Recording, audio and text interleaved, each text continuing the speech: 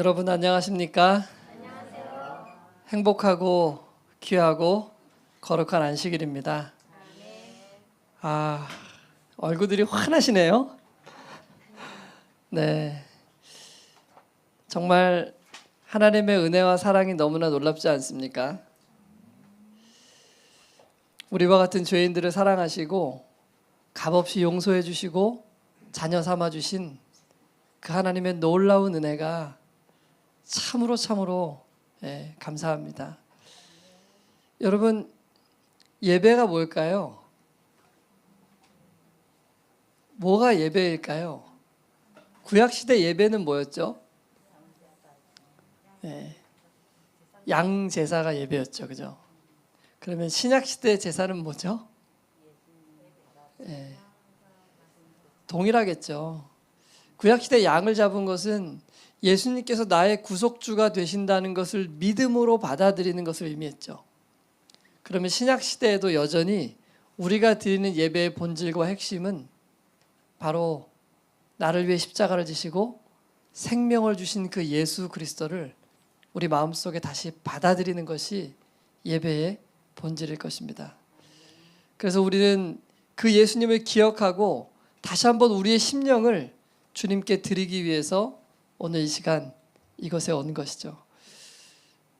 그래서 안식일은 바로 예수님을 기억하는 날입니다. 첫 번째, 우리를 창조하신 예수님을 기억하는 날이고, 두 번째, 우리를 구속하신 예수님을 기억하는 날이죠. 그래서 십계명을 두 번 주셨잖아요. 출애굽기 20장에 한 번, 신명기 55장에 한 번, 두 번 나와요. 똑같은 십계명인데 다른 부분이 하나 있죠. 어디죠? 안식일 계명이 달라요. 출애굽기 20장에서는 우리를 창조하셨기 때문에 안식일을 거룩히 지키라고 말씀하십니다. 그런데 신명기 5장에는 내가 너를 종되었던 이집트 땅에서 구원해 냈기 때문에 안식일을 지키라고 명령하세요. 그럼 우리가 안식일을 지켜야 되는 두 가지 이유가 있네요. 그죠? 첫 번째는 우리를 창조하신 것 때문에 우리가 하나님께 영광을 돌리는 거예요. 그러나 우리가 죄로 말미암아 죽을 수밖에 없게 되었고 우리의 모든 특권을 다 잃어버리게 되었을 때 다시 한번 이 땅에 하나님의 아들 예수님을 보내주시고 우리를 위하여 십자가에 달려 돌아가심으로 우리에게 값없이 구원을 베풀어 주셨기 때문에 누구든지 그 사실을 믿고 받아들이는 사람들은 다시 한번 이 안식일을 기억하면서 하나님께서 나에게 구원을 주셨다는 것을 함께 누리며 기뻐하고 찬양 돌리며 영광을 돌리는 날이 바로 이 안식일이고 바로 이 예배인 것이죠. 그래서 오늘 이 시간에도 다시 한번 우리의 심령과 마음을 하늘로 향하고 2000년 전에 십자가에 달려 돌아가심으로 우리를 죄 가운데서 구속하신 그 하나님이 우리의 심령 가운데 가득하게 되기를 간절히 소원합니다. 잠시 기도하겠습니다. 은혜로우신 아버지 하나님, 이 시간 겸손하고 낮아진 마음으로 주 앞에 나아가기 원합니다. 주님, 주의 성령을 통하여 이곳에 우리와 함께하여 주시고 우리가 눈을 들어 예수님을 바라보고자 할 때 십자가에서 비쳐나오는 영광의 빛으로 우리의 심령과 가슴을 충만히 채워주시고 우리의 마음이 기쁨으로 주를 노래할 수 있도록 인도하여 주십시오. 예수님의 이름으로 기도합니다. 아멘. 네, 우리 교동문에서 읽었던 구절을 다시 한번 다 같이 한번 읽어보겠습니다. 내가 그리스도와 함께 시작. 내가 그리스도와 함께 십자가에 못 박혔나니 그런즉 이제는 내가 산 것이 아니요 오직 내 안에 그리스도께서 사신 것이라. 이제 내가 육체 가운데 사는 것은 나를 사랑하사 나를 위하여 자기 몸을 버리신 하나님의 아들을 믿는 믿음 안에서 사는 것이라. 아멘. 바울이 뭐라고 얘기합니까? 내가 어떻게 됐다고요? 여러분 이거 확실합니까? 우리 한 주일 동안 제가 이 이야기 한 건데요. 그죠? 내가 십자가에 못 박힌 건 맞습니까? 제가 못 떠날 것 같은데요. 다시 한번 여쭤보겠습니다. 여러분, 내가 십자가에 못 박힌 건 맞습니까? 이 질문을 할 때마다 자꾸만 내 자아는 그대로인데 이렇게 생각하면 안 된다 그랬죠, 그죠? 예. 나는 어떻게 십자가에 못 박혔다 그랬어요? 그리스도와 함께 못 박힌 거예요. 내가 그리스도와 함께 못 박히겠다고 말씀드렸습니까? 안 드렸습니까? 드린 적 없죠. 내가 예수님과 함께 죽겠다고 말한 적 없죠, 그죠? 그거는 내 의지와 아무 상관이 없는 거예요. 그건 이미 이루어진 일이에요. 내가 반대해도 예수님은 돌아가셨어요. 누구를 위해서요? 나를 대신해서 돌아가신 거예요. 내가 그분을 믿든지 내가 그분을 믿지 않든지 그분은 나를 위해 돌아가시고 나의 모든 죄를 이미 용서하신 거예요. 그거는 내가 뭐 잘 살았냐, 내가 못 살았냐, 내가 훌륭하냐, 내가 훌륭하지 않냐와는 아무 상관이 없습니다. 그거는 내가 그리스도와 함께 십자가에 그냥 이미 2000년 전에 못 박힌 겁니다. 그것을 믿느냐 안 믿느냐, 그것을 내가 받아들일 거냐 안 받아들일 거냐, 내 죄가 예수님의 십자가의 은혜로 용서받았느냐 하는 것을 인정하고 받을 것이냐 안 받을 것이냐는 누구의 선택이에요? 나의 선택이에요. 만약 그것을 받아들인다면 그런즉 이제는 내가 산 것이 아니요, 만약 2000년 전에 내가 예수님과 함께 죽었다고 믿는다면, 그래서 예수님 부활하실 때 함께 부활했다고 믿는다면 오늘 나는 누구예요? 새 생명이잖아요. 그렇죠? 이건 내 옛사람이 아닌 거예요. 믿음으로. 예수님이 부활하실 때 함께 내가 예수님 안에서 부활했기 때문에 지금 있는 이 생명은 예수님의 생명이 내 안에 있는 거예요.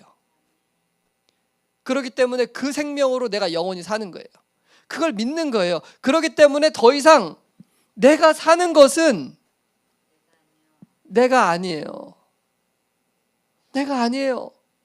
누가 사는 거예요?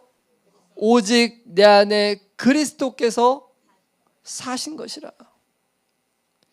너무 놀랍지 않습니까? 예수님께서 내 안에 사시기 위해서 내가 한 일이 뭡니까? 그냥 그거 인정하고 감사합니다 하는 거 외에 다른 게 없어요. 그러지 않습니까? 내가 예수님 십자가에 달려 돌아가셔서 정말 감사합니다가 고백하고 믿고 내 마음을 그분께 드리는 그 순간에 성령께서 내 안에 오시는 거예요. 예수님이 성령을 통하여 내 안에 오시는 거예요. 그래서 내 안에 살기 시작하시는 거예요. 그러면 내 생각이 바뀌고 마음이 바뀌고 내 전부가 바뀌어지기 시작하는 거예요. 예수님이 내 안에 거하심으로.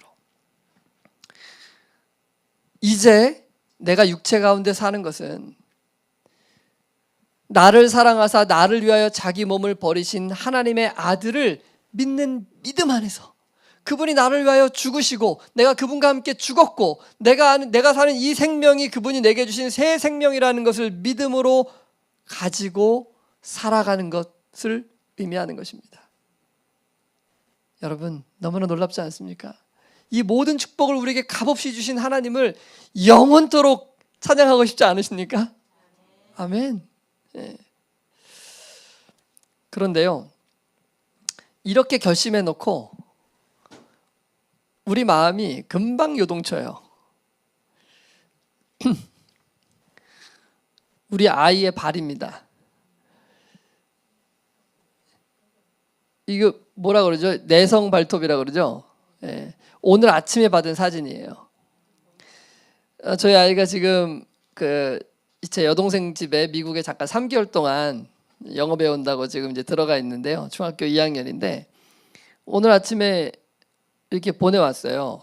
그래서 저희 아이 이름이 좋은 사람 할 때 그 형용사로 된 히읗 받침 들어간 좋은이거든요. 네. 그래서 제가 좋은 아빠예요. 네. 자, 근데 이 발이 이렇게 됐는데 아무래도 병원을 가봐야 될 것 같다 이렇게 염려하면서 문자를 보낸 거예요. 그래서 제가 아니 병원 보험도 제대로 없으니까 미국에서 병원 가면 엄청 비싸잖아요. 그렇다고 뭐 저 약간 이렇게 뭐 수술적 치료도 이렇게 하면은 감당할 수가 없을 거예요, 병원비가. 그래서 그냥 일단은 그 항생제를 좀 어떻게 받아가지고 좀 먹이고 한 달 정도면 한국 들어오니까 그때 좀 치료하면 좋겠다.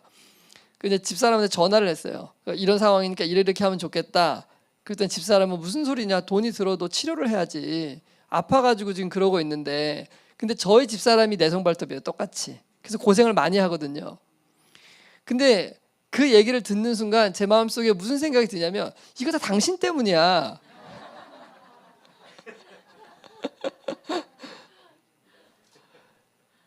당신 내성발톱이 있으면 아이 발톱을 자를 때, 저는 아이 발톱을 한 번도 잘라준 적이 없어요, 참고로. 그러면서 이거는 당신이 발톱을 잘못 잘라줘서 너무 짧게 제가 우리 집사람한테 발톱을 절대 짧게 자르지 말라고 신신당부를 하거든요. 근데 내성 발톱이 있는 사람은 잠깐 찌르니까 더 짧게 자를 수밖에 없대요. 그래서 제가 너 이거 안 된다. 근데 제가 그때 집사람한테, 여보, 이 내성 발톱은 발톱을 짧게 잘라서 이렇게 되는 거야. 뭐 그게 그런지 아닌지 제가 뭐 의사가 아니기 때문에 100%는 모르겠지만 제 생각에는 그런 거예요. 근데 제가 그 말을 왜 했을까요? 이거 발톱 짧게 잘라가지고 이렇게 된 거야, 이 말을 왜 했을까요? 속마음은 뭘까요? 네? 당신이 짧게 잘라가지고 내가 그렇게 짧게 자르지 말르는데, 이게 다 포함되어 있는 거예요, 그 말 속에. 그죠? 네. 그랬더니 집사람이, 제가 한두 번 이렇게 두세 번 얘기를 하니까, 여보, 지금 그 이야기는 아무 도움이 안 돼. 아니 그게 무슨 상관이에요? 지금 그 뭐 지금 치료하는데 무슨 도움이 돼요? 근데 그 이야기를 들으니까 또 저도 기분이 나빠지잖아요, 그죠? 그건 맞긴 맞는데 그래도 발톱을 짧게 자르면 안 돼. 이게 계속 고집이 올라오는 거예요, 또. 그죠? 네. 그리고 그래 알았어. 그럼 어쨌든 내가 동생한테 얘기를 해가지고 필요하면 치료를 받으라고 얘기할게. 뭐 치료비는 보내준다고 하고. 그리고 전화를 끊고 이제 동생한테 전화를 해가지고 이렇게 치료를 해 하고 이제 얘기를 하고 전화를 끊었어요. 그 이후에 저의 마음은 어땠을까요? 1번 평안했다. 2번 폭풍이 불기 시작했다. 에? 예, 2번이죠, 그죠? 다 잘하시네요. 많이들 경험해 보셨나 봐요.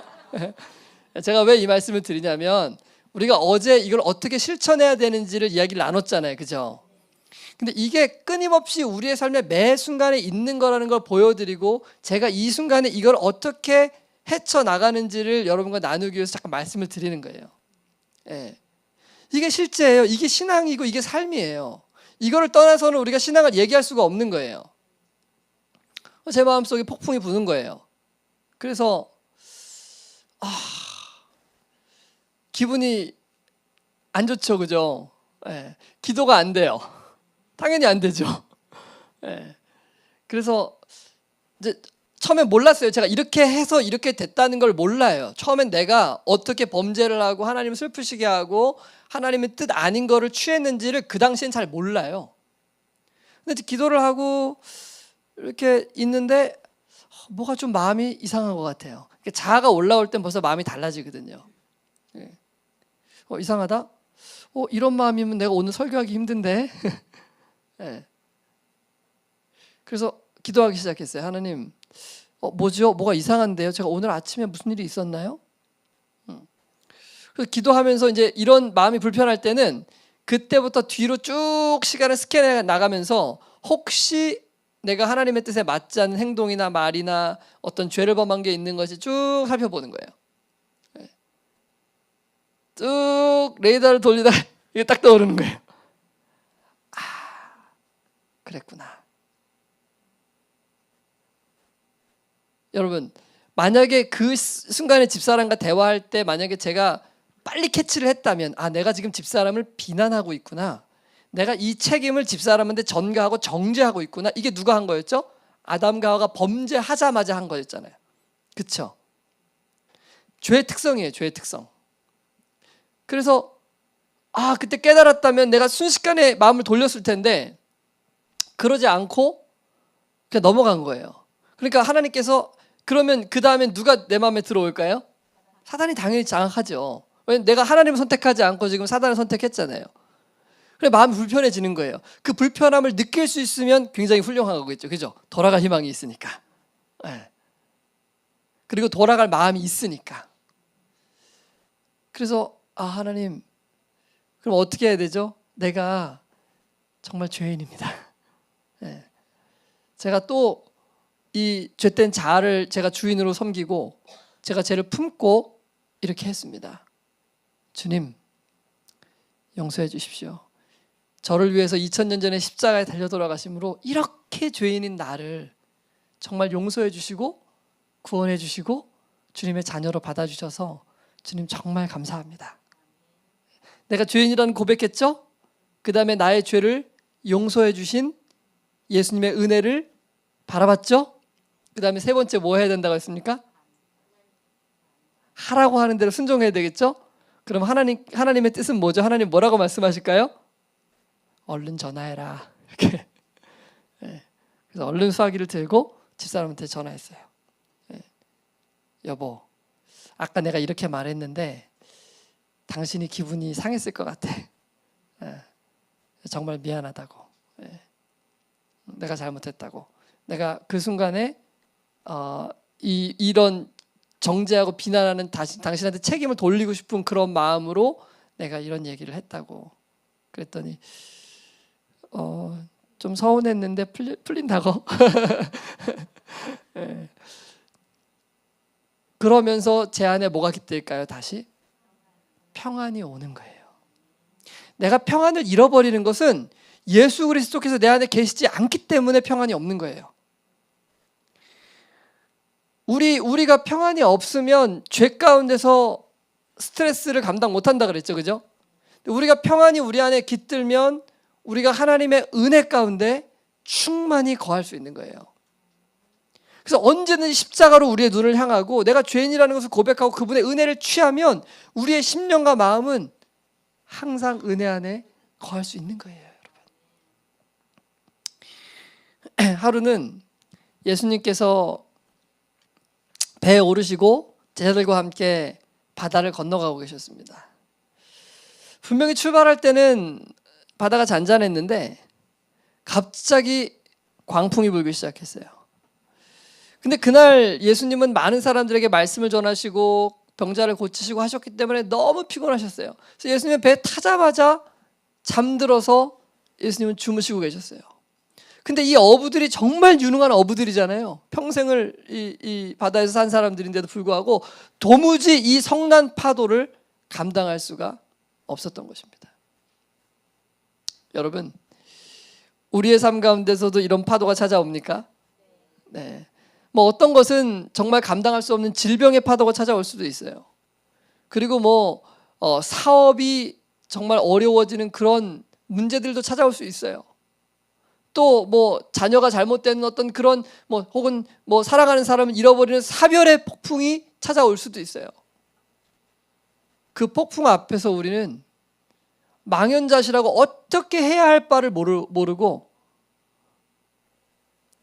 절망 가운데서 아무런 소망도 없이 이 어두움 가운데서 죽기만을 기다리는 그러한 심령 가운데로 남을 수 있는 것이죠. 제자들도 이 폭풍 가운데서 그들이 뭘 해야 될지 어떻게 해야 될지 아무것도 알지 못한 채 살아야 되겠다는 신념 하나만 가지고 살기 위해서 죽도록 애를 쓰고 있었던 거예요. 여러분, 오늘 우리는 어떻습니까? 우리도 살기 위해서 죽도록 애를 쓰고 있죠. 근데 이 성난 파도가 이렇게 큰 파도가 닥치는데 이 작은 배에 타고 있으면서 우리가 아무리 노력한들 이 파도를 잠재울 수 있을까요? 없을까요? 헛된 싸움을 하고 있는 거예요. 이기지 못할 싸움. 이런 폭풍은 아니라 지금 방금 전에 말씀드린 그러한 종류의 폭풍들은 쉼없이 찾아와요. 하루 종일. 우리 마음속에. 그리고 그 폭풍의 크기가 결코 인생의 큰 폭풍과 다르지 않아요. 우리가 절대로 그렇게 삶에 찾아오는 폭풍들을 이길 수가 없어요. 우리의 힘과 능력으로 절대로 이길 수 없습니다. 여러분, 그때 어떻게 해야 되죠? 이 내 문제를 해결하고 어떻게든지 살아보기 위해서 열심히 애를 쓰면 이 문제를 해결할 수 있습니까? 절대 해결할 수 없어요. 다 같이 한번 읽어볼까요? 시작. 자신을 구원하려고 노력하는데 열중한 그들은 예수께서 선상에 계신 것을 잊어버렸다. 여러분, 이런 성난 파도가 딱 닥쳐왔을 때 우리가 예수님을 잃어버리는 거예요. 우리에게 유일한 도움을 주실 수 있고 우리를 이 파도에서 건져낼 수 있는, 이 풍랑에서 우리를 건져내실 수 있는 유일한 한 분을 시야에서 놓쳐버리는 거예요. 그러면 어떻게 될까요? 내 스스로 어떻게든지 이겨내려고 온갖 가진 방법들을 다 사용하겠죠. 세상에 이 풍랑을 이겨낼 수 있다고 말하는 모든 방법들을 다 찾아다니는 거예요. 근데 그 풍랑은 내가 감당할 수 없는 풍랑이에요. 그래서 아무 곳에서도 소망을 발견할 수 없고 희망을 발견할 수가 없는 거예요. 결국은 절망 가운데 들어갈 수밖에 없는 거예요. 근데 여러분, 배 안에 누가 계셨죠? 근데 왜 예수님은 동일한 풍랑임에도 불구하고 뭐하고 계셨다고요? 평안하게 주무시고 계셨어요. 왜 예수님은 동일한 풍랑에도 불구하고 주무실 수 있었을까? 이유가 뭘까요? 예수님이 하나님이셨기 때문일까요? 아닙니다. 예수님은 이 땅에서 단 한 번도 하나님으로 사신 적이 없어요.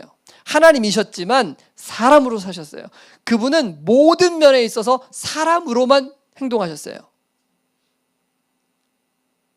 그런데 그럼 우리랑 똑같은 성정과 마음을 가지시고 여기서 지금 이 폭풍 가운데 불안에 떠셨어야 되는데 그분은 전혀 폭풍을 개의치 않으셨어요. 왜 그러셨을까요? 아버지 하나님에 대한 완벽한 믿음을 가지고 계셨어요. 완벽한 믿음. 그것이 예수님을 평안하게 만든 거예요. 근데 제자들은 믿음이 없는 거예요. 그 믿음을 갖지 못한 거예요. 여러분, 우리가 불안하고 두렵고 떨리고 수많은 이 폭풍들을 감당할 수 없는 이유는 뭐가 상실된 거예요? 믿음이 상실된 거예요. 그래서 제자들이 아무리 노력하고 아무리 힘들여도 자신들이 여기서 벗어날 수 없다는 것을 인지하게 되었을 때 번개가 번쩍 치는데 주무시는 예수님의 얼굴이 보이는 거예요. 너무 평안해 보여. 그래서 화가 났어요. 여러분, 나는 막 폭풍우가 몰아치고 있는데 옆에 있는 사람 평안해요. 그럼 화가 나요. 그 사람 보면. 진짜 얄미워요. 여기에 우리가 정말 많은 분들이 이렇게 모였지만 어떤 분들은 삶의 이 평안을 누리면서 살아가는 거예요.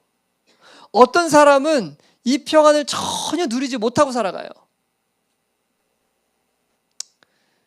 여러분, 저는 우리 모두가 이런 폭풍우가 칠 때마다 우리 스스로 그 폭풍우를 거스르려고 잠재우려고 애쓰다가 예수님께 갈 게 아니고 빨리빨리 예수님께 갔으면 좋겠어요.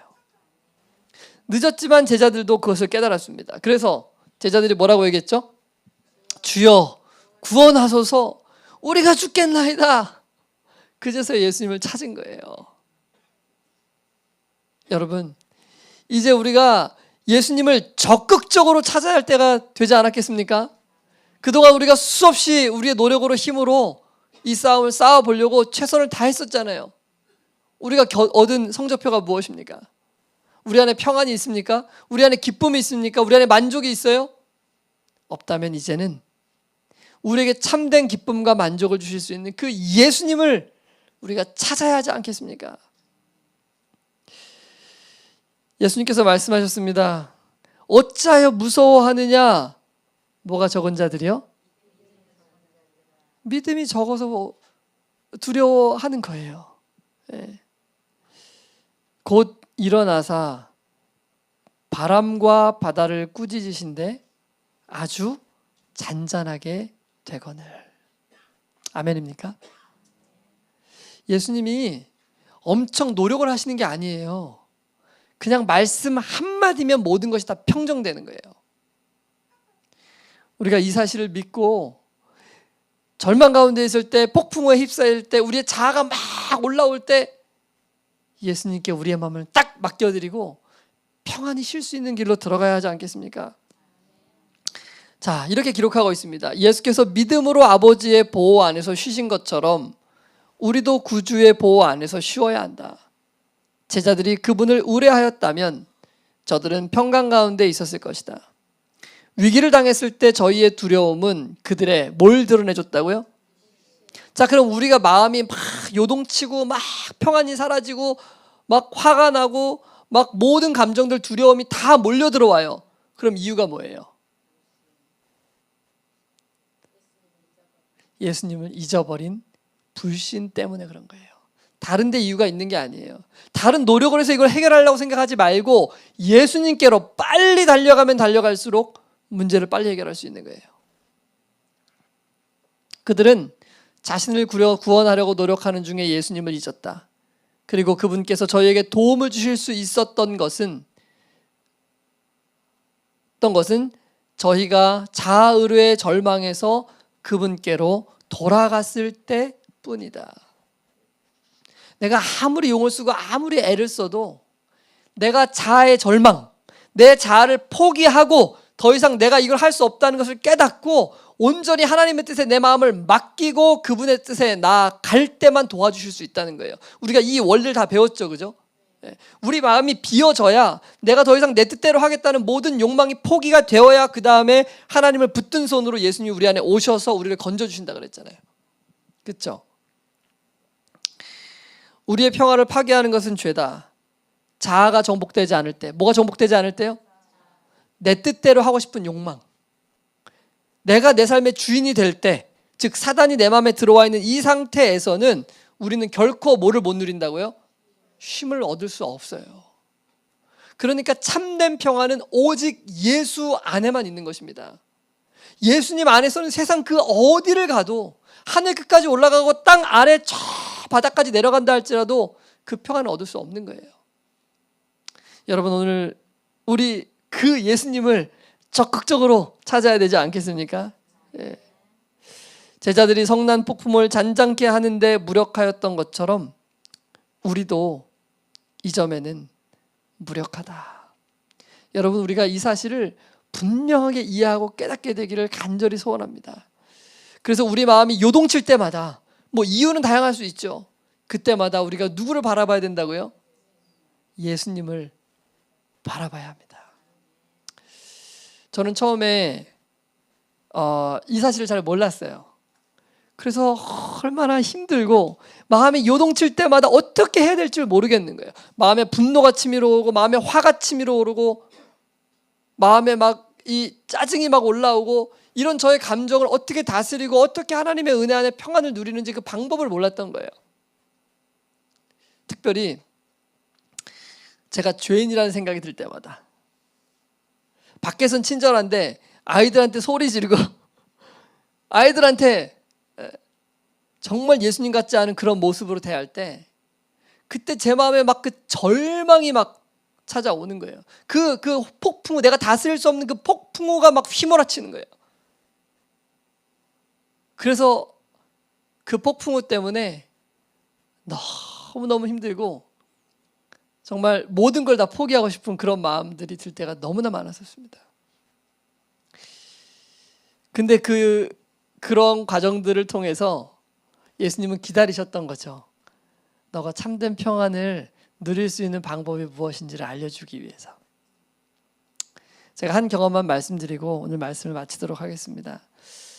제가 이제 비엔나에 있을 때 저희가 40일 새벽 기도회를 시작을 했어요.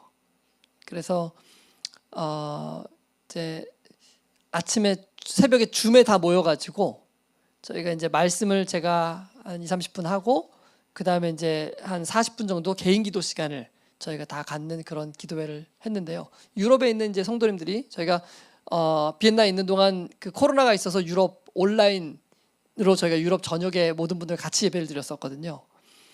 근데 그분들이 이제 많이 들어와서 예배를 드리는데 그 40일 기도회를 시작했는데 저희 아이가 아빠 이번 40일 기도회는 저도 한번 참석해 볼게요 그러는 거예요. 그래서 어쩐 일로? 그래서 그래 그래라. 그래서 저희가 이제 같이 새벽 기도회를 이렇게 쭉 하고 있었어요. 근데 저희 아이가 그 당시에 그 종이 접기를 한참 재밌어라 하고 있었는데 유튜브에 보면은 그 종이로 한 6시간, 7시간을 접으면은 멋진 로봇을 이렇게 아주 진짜 훌륭한 로봇입니다. 그런 거를 만들 수 있는 그런 종이 접는 게 있었거든요. 그래서 이제 거기에 심취해가지고 한참 그것들을 맨날 막 로봇을 막 만들고 있었어요.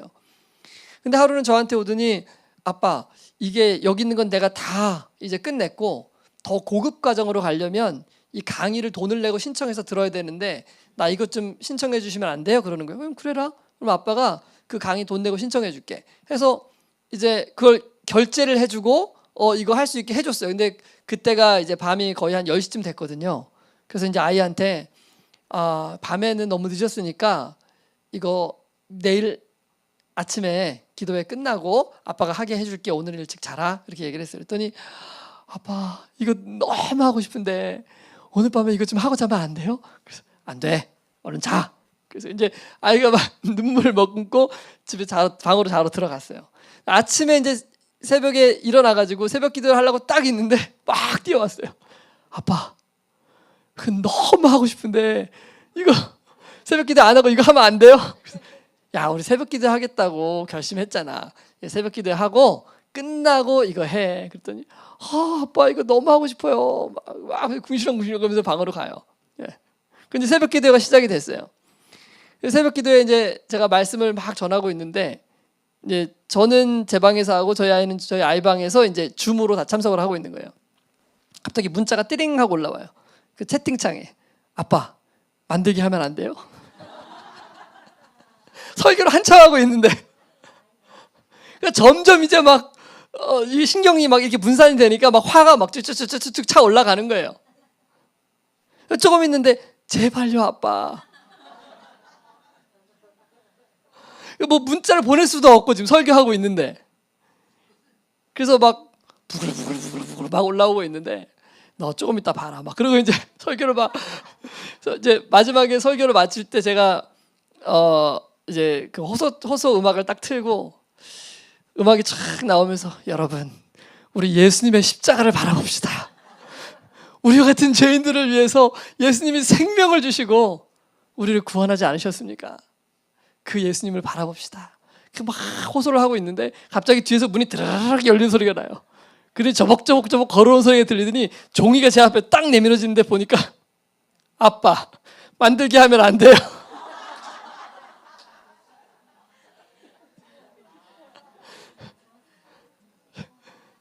정말 제가 너무 화가 나가지고 네 엄마 닮았으면 좋겠지만 저를 똑같이 닮았습니다. 제가 너무 화가 나가지고 여러분 우리 예수님만 끝까지 의지합시다. 각자 개인 기도하시겠습니다. 그 다음부터 이제 30분 동안 개인 기도하는 거거든요. 각자 개인 기도합시다. 그리고 딱 끝내놓고 딱 뒤로 서고 야! 너 도대체 아빠가 몇 번을 얘기를 해야 돼? 소리를 지르면서 아이를 막 혼냈어요 제가. 응?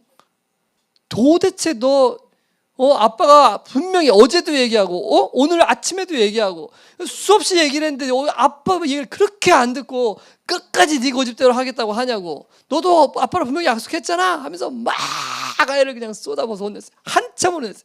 평소에 혼내던 것보다 한 10배는 더 혼낸 것 같아요.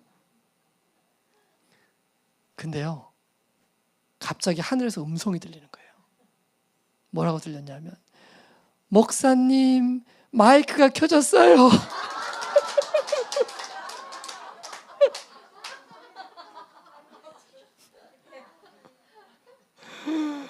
정말 머리끝부터 발끝까지 땀이 쭉 흐르면서 정말 그냥 그대로 숨이 멎었으면 좋겠더라고요. 그래서 나가라고 하고 마이크를 얼른 끄고 계속 음악은 나가고 있고 기도의 시간이잖아요. 막 절망이 찾아오는 거예요. 절망이. 이 절망 정말 죽고 싶은 절망이죠. 네. 제가 어떻게 했을까요? 네. 목회를 그만뒀을 거예요. 이렇게 하고 어떻게 목회를 합니까? 네. 제가 예수님을 알지 못했다면 저는 그 순간에 결코 일어날 희망을 갖지 못했을 거예요. 정말로. 제가 어떻게 했을까요? 즉시로 예수님을 바라봤죠. 할 수 있는 게 없잖아요. 그렇죠? 예수님, 제가 정말 죄인입니다. 제가 정말 죄인입니다. 근데 사실 제가 예수님을 만난 다음에 제 삶에 변화된 게 한 가지가 있다면 제 연약함이나 부족함들을 그전까지 다 숨기고 살았어요. 다른 사람이 몰랐으면 좋겠어요. 근데 그 이후에는 알아도 별로 상관이 없어요. 저는 원래 그런 사람입니다. 저는 원래 죄인이에요. 죄인이라고 말하는 게 부끄럽지 않고, 왜 부끄럽지 않냐면 그런 나를 위해서 예수님이 십자가에서 용서해 주시고 나를 의인으로 여겨주셨다는 사실을 알기 때문에 부끄럽지 않은 거예요. 그래서 그날도 예수님 정말 창피하고 부끄럽습니다. 근데 처음부터 그런 마음이 든 건 아니에요. 처음에는 어떤 마음이 들었냐면 그 집사님한테 너무 화가 나는 거예요. 아니 처음부터 듣고 있었을 텐데 다 들은 다음에 왜 마이크를 켜졌다고 얘기하나. 처음에 화냈을 때 바로 목사님 마이크 켜졌어요 이렇게 얘기해 줬으면 얼마나 좋아요. 그죠? 들을 거 다 듣고 얼마나 재밌었을까.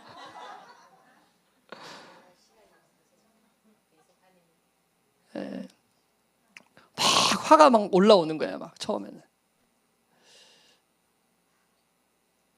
나 정말 예수님께 정말 내가 죄인이라는 것을 다시 고백하고, 야, 이런 나를 위해서 예수님이 돌아가셨지. 그랬지.